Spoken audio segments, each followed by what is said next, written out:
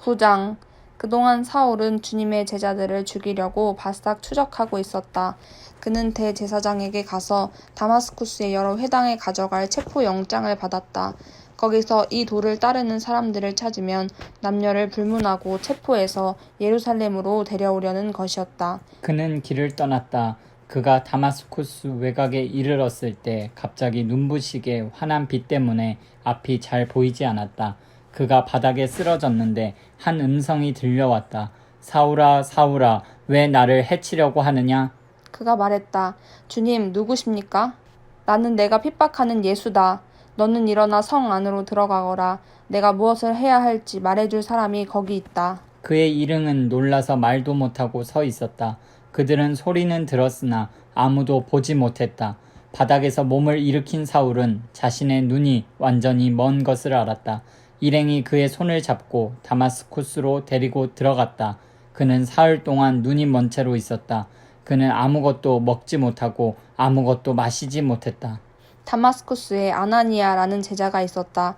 주께서 환상 가운데 그에게 말씀하셨다. 아나니아야. 예, 주님. 그가 대답했다. 일어나서 곧은 길로 가거라.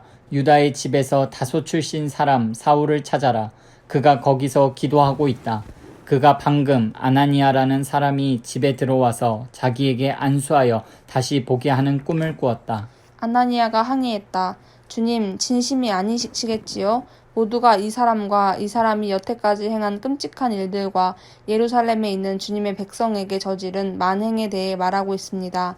이제 그는 우리에게도 똑같이 할 수 있는 권한이 적힌 문서를 대제사장한테서 받아서 여기 나타난 것입니다. 그러자 주님이 말씀하셨다. 이유를 묻지 말고 가거라. 내가 그를 이방인과 왕과 유대인들 앞에 세울 나의 대리인으로 뽑았다. 이제 나는 장차 그가 당할 일, 곧 이 일에 따르는 혹독한 고난을 그에게 보여줄 것이다. 아나니아가 그 집을 찾아가서 눈이 먼 사울에게 안수하고 말했다. 사울 형제여, 당신이 여기 오는 길에 배웠던 주님이신 예수께서 당신이 다시 보고 성령으로 충만해지도록 나를 보내셨습니다. 그의 입에서 말이 떨어지자마자 사울의 눈에서 비늘 같은 것이 떨어졌다. 사울은 다시 보게 되었다. 사울은 일어나 세례를 받고 그들과 함께 앉아 음식을 먹고 힘을 얻었다. 사울은 다마스쿠스에 있는 형제들과 며칠을 보내며 친해졌다. 그 후 사울은 한시도 허비하지 않고 곧바로 일을 시작했다. 사울은 여러 회당에서 예수가 하나님의 아들이심을 전했다. 사람들은 예기치 못한 그의 말에 놀라서 그를 믿어야 할지 분간이 서지 않아 이렇게 되뇌었다. 이 사람은 예루살렘에서 믿는 이들을 파멸시키던 자가 아닌가? 그가 여기에 온 것도 똑같은 일을 하려고 온 것이 아닌가? 우리를 체포하고 예루살렘 감옥으로 끌고 가서 대제사장의 판결을 받게 하려는 것이 텐데. 그러나 그들의 의심에도 불구하고 사울은 한순간도 주춤하지 않았다. 오히려 그는 더욱 힘을 얻어 반대 세력을 정면 돌파해 갔다. 그는 다마스쿠스의 유대인들의 의심을 누그러뜨리면서 예수가 메시아이심을 그들에게 힘써 증명했다. 긴 시간이 흐른 후에 몇몇 유대인들이 그를 죽이기로 모의했으나 그 말이 사울의 귀에 들어갔다. 유대인들은 그를 죽이려고 불철주야 성문을 감시하고 있었다. 그러던 어느 날 밤에 제자들이 그를 광주리에 담아 벽으로 달아내려 탈출시켰다. 사울은 예루살렘으로 돌아와 제자들의 무리에 들려고 했으나 모두가 그를 두려워했다. 그들은 사울을 조금도 믿지 않았다. 그때 바나바가 그를 감싸주었다. 바나바는 사도들에게 사울을 소개하며 그를 옹호했다.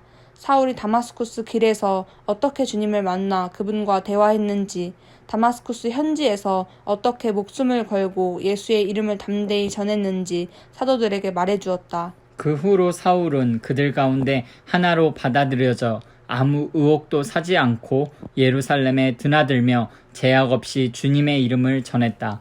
그러나 그는 그리스 말을 하는 유대인 무리와 부딪히며 그들과 이딴 논쟁을 벌였다. 그들은 사울을 죽이려는 음모를 꾸몄다. 그러나 그의 동료들이 그 음모를 알고 그를 성 밖으로 빼돌려 가이사랴로 데려갔다. 거기서 그를 배에 태워 다소로 보냈다. 그 후에 사태가 진정되고 교회는 한동안 순항했다. 유대와 사마리아와 갈릴리 등 모든 지역에서 교회가 성장했다. 하나님을 깊이 경외하는 마음이 그들 속에 충만했다. 성령께서 그들과 함께 계셔서 그들에게 힘을 주셨다. 그들은 놀랍도록 번성했다. 베드로가 모든 교회를 방문하는 사명을 가지고 길을 떠났다. 여행 중에 그는 루다에 도착해 그곳에 있는 믿는 사람들을 만났다. 그는 애니아라는 사람과 마주쳤는데 그 사람은 몸이 마비되어 8년째 자리에 누워 있었다. 베드로가 말했다. 애니아야, 예수 그리스도께서 너를 낫게 하신다. 일어나서 자리를 정돈하여라. 그러자 그가 그대로 했다. 자리에서 벌떡 일어난 것이다. 루다와 샤론에 사는 모든 사람이 그가 걸어다니는 것을 보고 하나님께서 자기들 가운데 살아 역사하신다는 사실에 눈을 뜨게 되었다. 거기서 조금 떨어진 요바에 다비다라는 제자가 있었는데 그 이름은 도르가, 산양이라는 뜻이다. 그녀의 선행과 구제는 잘 알려져 있었다. 베드로가 그 지역에 있는 동안 그녀가 병이 들어 죽었다. 그녀의 친구들이 장례를 치르려고 시신을 수습해 서늘한 방에 두었다. 마침 베드로가 인근 루다를 방문 중이라는 말을 들은 몇몇 제자들이 그에게 두 사람을 보내어 그들이 있는 곳으로 와줄 수 있는지 물었다. 베드로는 즉시 일어나 그들과 함께 갔다. 그들은 다비다의 시신을 안치해둔 방으로 그를 안내했다. 대부분 과부인 고인의 옛 친구들이 방 안에서 울고 있었다. 그들은 도르가가 살아있을 때 만들어둔 옷가지들을 베드로에게 보여주었다. 베드로가 과부들을 방에서 내보내고 무릎을 꿇고 기도했다. 그리고 시신에 대고 직접 말했다. 다비다야, 일어나라. 다비다가 눈을 떴다. 그리고 베드로를 보더니 일어나 앉았다. 그는 다비다의 손을 잡아 일으켰다. 그러고는 믿는 사람들과 과부들을 불러들여 살아난 그녀를 보여주었다. 이 일이 욥바 전체에 알려지자 많은 사람들이 주님을 믿었다. 베드로는 가죽 가공업을 하는 시몬의 손님으로 욥바에 오랫동안 머물렀다.